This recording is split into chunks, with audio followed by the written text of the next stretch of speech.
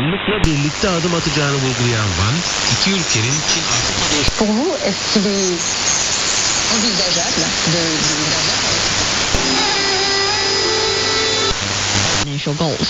They choose to live apart and only meet on weekends and holidays sometimes. Will you?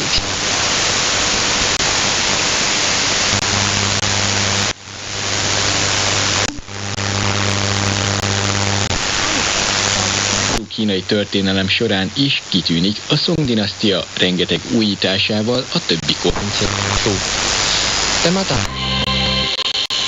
Kohashtë vonë duhet ikim. Po. 再见. 再见. Mirupafshim. Mirupafshim. Pra 再见 është mirupafshim. Ju të dashur. Disponible quand on veut, où on veut et combien je veux. Voilà. Faut juste appuyer sur le bouton et... Study actually in late December 2024. The study finds that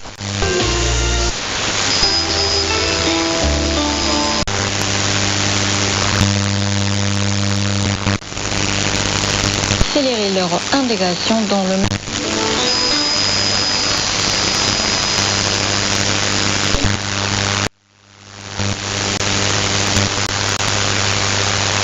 Et puis vous avez le nucléaire qui revient évidemment. However, this kind of marriage arrangement often comes with, emotional challenges, emotional strains, and unequal gender roles, etc., etc. There was a report from Sixth Tome, which is a news portal here in China, and they were talking about commuter marriages. And what they said was that some of these couples, they'll meet once every couple of weeks, or maybe once a week, once every couple of weeks. That could be the situation for some couples. Other couples, they might meet once every month or once every several months. And then some couples, they might only meet on long holidays, and that would imply meeting, maybe twice a year or 3 times a year. And in China, the population mobility has accelerated, and as a result, this arrangement has become increasingly common among urban youth. It is not unique to China. It's not unique to America. It's not unique to Canada or the UK. It's happening all over the world. Yes, I actually found some stats. Currently, we see approximately 3.5 million couples in the United States are in commuter marriage. It's a strange term. Japan has seen only minor increases in the percentage of child born outside of a marriage. Yet, another thing for Japan is that there is a notable trend toward cohabitation without marriage. Bonjour. Et merci de nous rejoindre dans cette émission. Vous êtes... Do të na shoqëroj deri tek ashensori ose do na shoqëroj deri a boldogsághoz. És meg esetében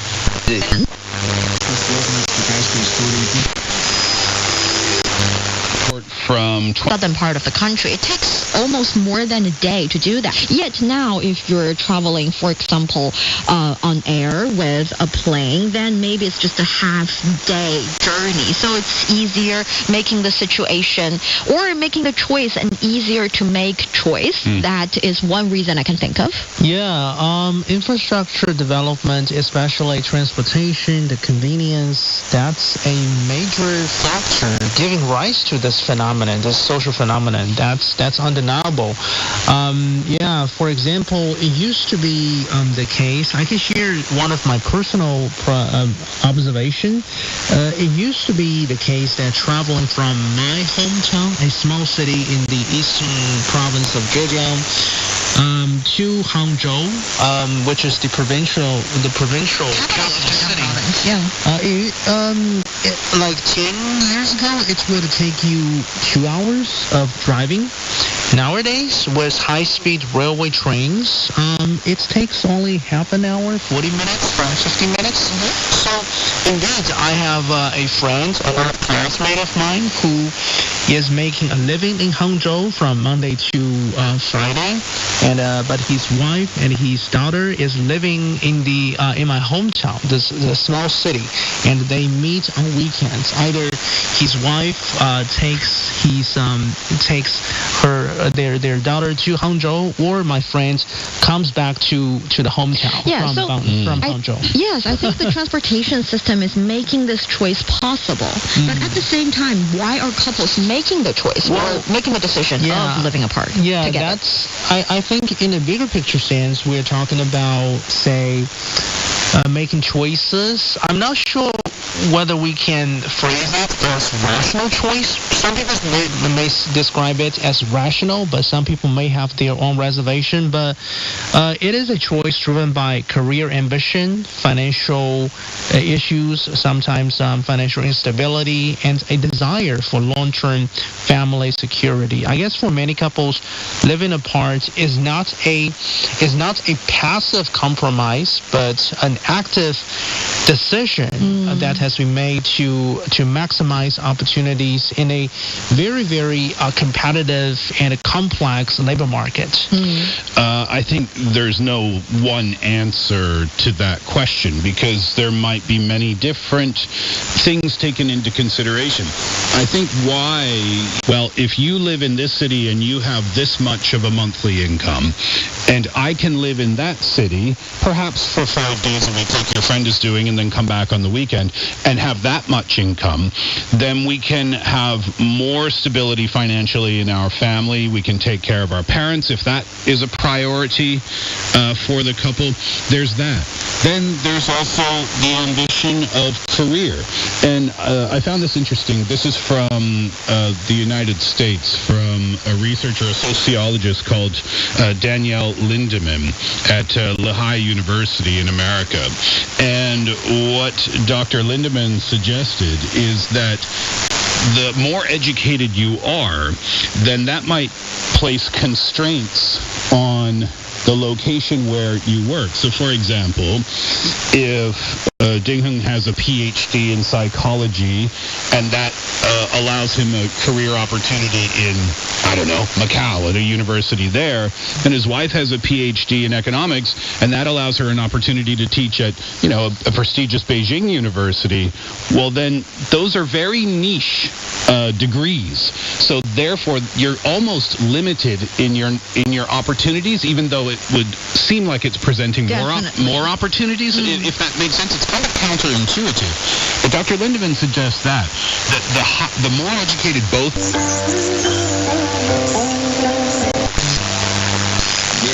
Également de se déplacer. Donc en fait, l'idée, c'est d'avoir une solution qui est bonne pour l'environnement.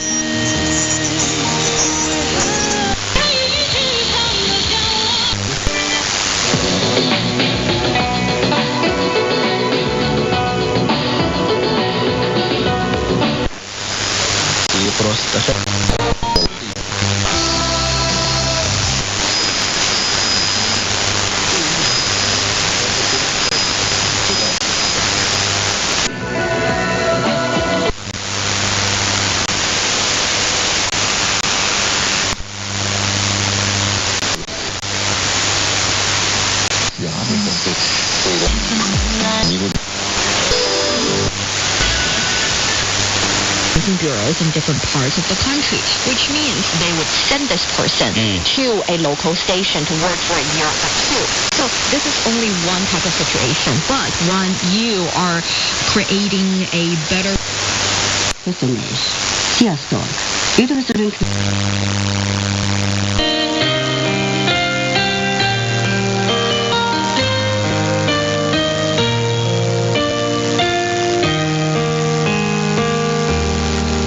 De retour dans Vivo. Les échanges culturels entre la Chine et la France se sont intensifiés en 2023, marquant une forte relance post-pandémie. En France, une série d'événements ont eu lieu tout au long de l'année, ce qui laisse rêver d'un véritable festin de culture en 2024, l'année sino-française du tourisme culturel qui sera organisée dans le cadre des célébrations pour le 60e anniversaire des relations diplomatiques entre les deux pays.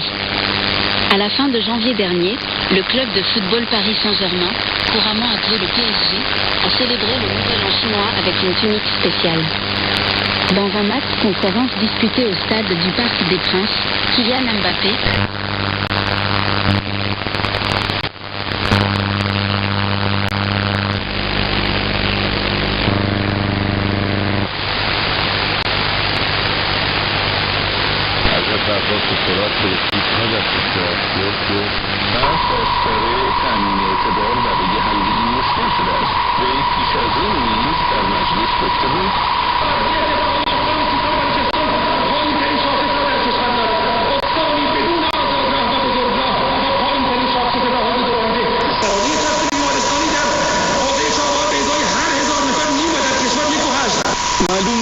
دولت مسعود پزشکیان رئیس جمهوری ایران با اتکا به کدام زیرساخت قصد انتقال پایتخت به چنین منطقه محرومی را دارد و اصولا برای انجام این کار دست کم به بودجه لازم آن اندیشیده است؟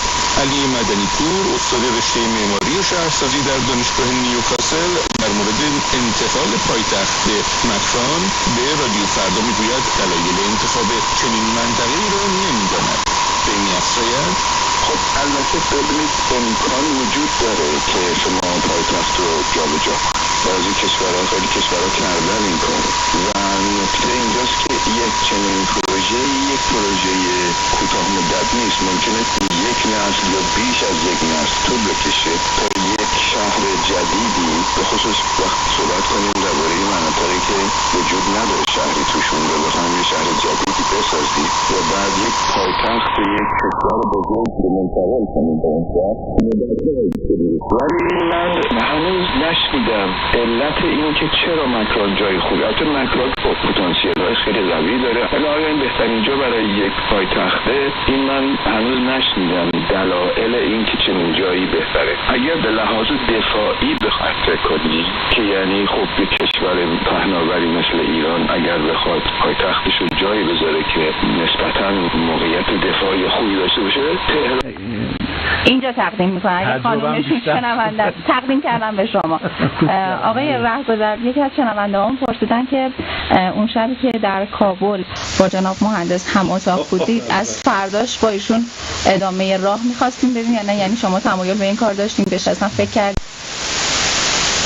من خیلی عجیب بود. البته تایم برنامه رو به پایانه و ای کاش خیلی دوست داشتم یه خاطره ای رو تعریف بکنم. اتفاقا یادم با مدت ما رسیدیم هتل، خیلی خسته بودیم، خوابمون برد، در حالی که با در واقع سفیر و در واقع اون والی کابل ما قرار ملاقات داشتیم و من و آقای مدت جا موندیم. از اون برنامه جا موندیم و بعد از اون که بیدار شدیم خودمون رو رسوندیم، رفتیم اونجا، در واقع اون سفارت رو زدیم، رفتیم داخل. خاطر عجیبی پیش اومد، خیلی جذاب بود.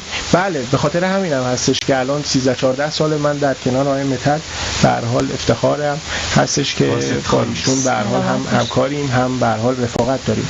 حالا من در اواخر برنامه آقای مدت من چند تا کلمه رو دوست دارم عنوان بکنم. شما در حد یک کلمه یا نهایت یک جمله خیلی کوتاه اولین چیزی که به ذهنتون میاد و من خواهشم اینه که برای شنونده ها بگید. اولین واژه پدر.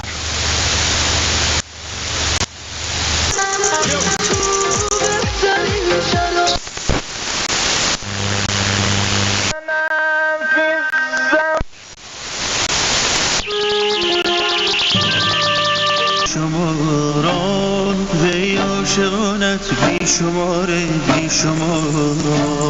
ای عاشقانت بیشمار.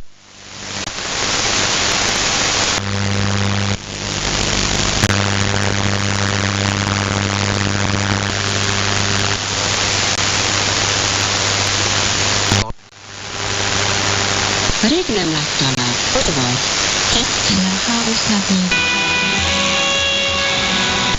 Covid à la pandémie.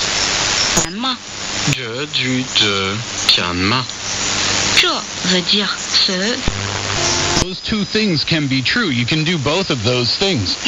And to ask someone to, I guess this is kind of a different topic now, but to ask someone to completely give up their own life to focus on their partner's life, is highly unfair. And it's a sacrifice. Одной из самых главных на китайской свадьбе является церемония трех поклонов.